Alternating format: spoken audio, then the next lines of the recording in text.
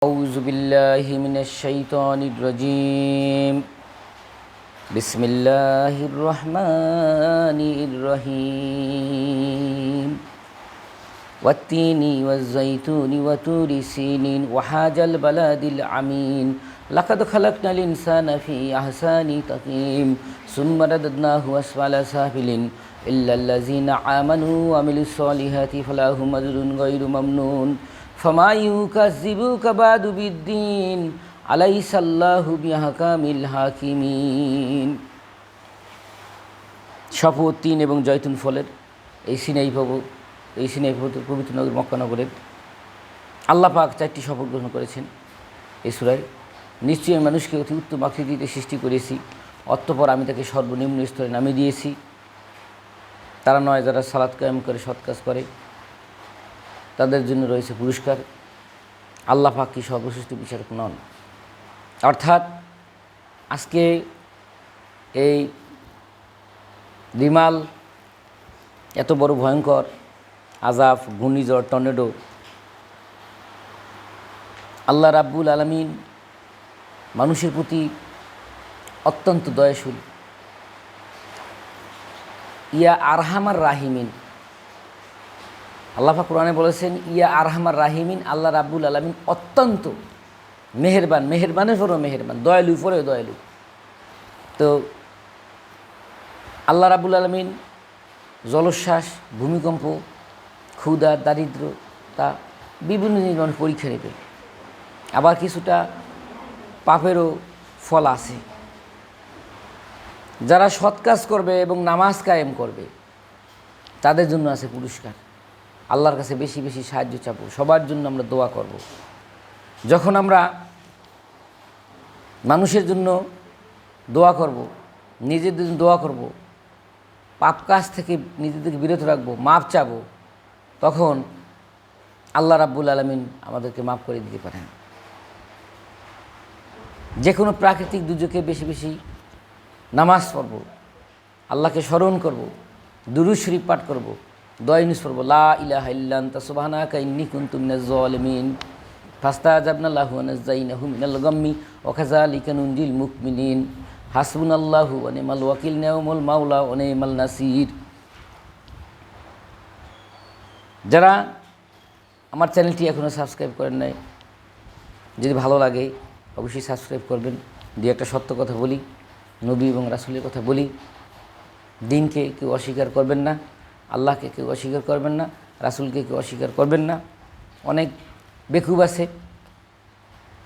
এরা আল্লাহ এবং আল্লাহ রাসূল মানে আমি নাম নাই বললাম, এরা দেশের ভিতরে দেশের বাহিরে বসেও এই বিশৃঙ্খলা সৃষ্টি করে।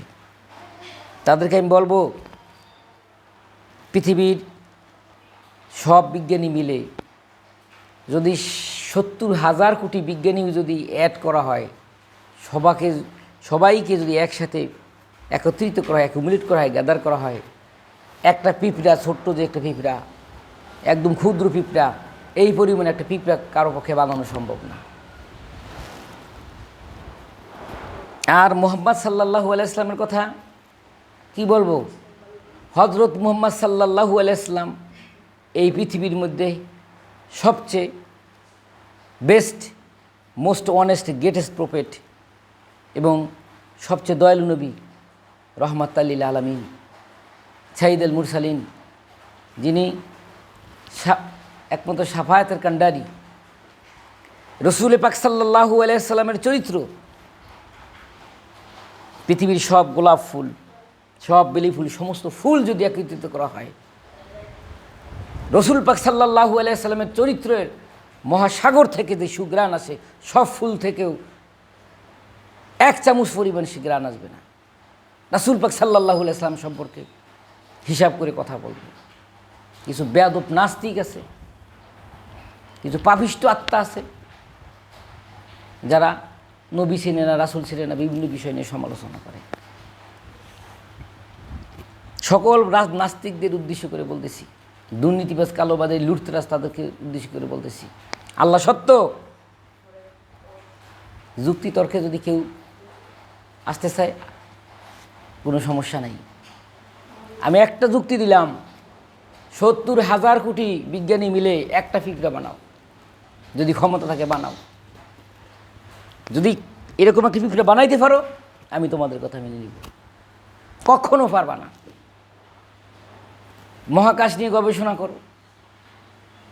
এই পৃথিবী ছাড়া অন্য কোথাও বসবাসের উপযোগী নেই, আল্লাহ কোরআনে বলছেন।